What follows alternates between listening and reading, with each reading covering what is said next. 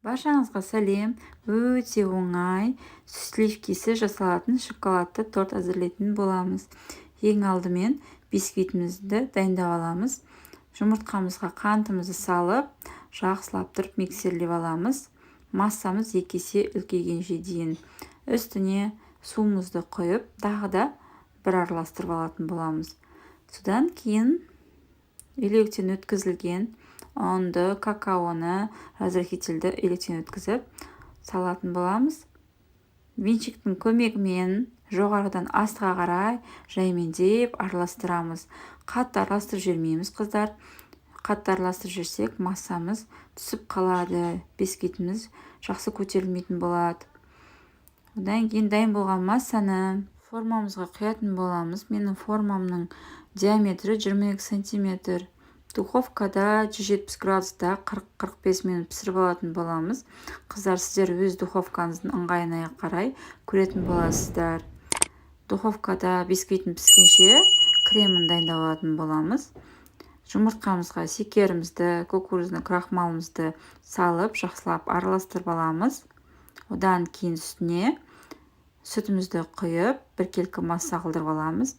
Баяу отқа қойып, жақсылап қоюланғанша араластырып отырамыз. Араластырып отырыңыздар, қыздар, өйткені асты жабысып қалуы мүмкін. Бөлек ыдысқа бөлме температурасындағы майымызды жақсылап 1 минутта миксерлеп алатын боламыз. Одан кейін жаңағы массамызды үстіне салып, жақсылап араластырамыз. Біркелкі масса болу керек.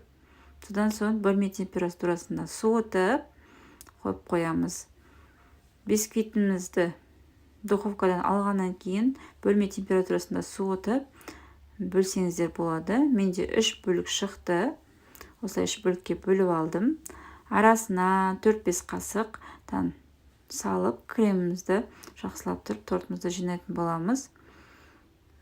Осылай жақсылап жан-жағына бәріне жағамыз. Тортымызды жинап шығамыз. Үстіне мен шоколадты глазурь әзірледім.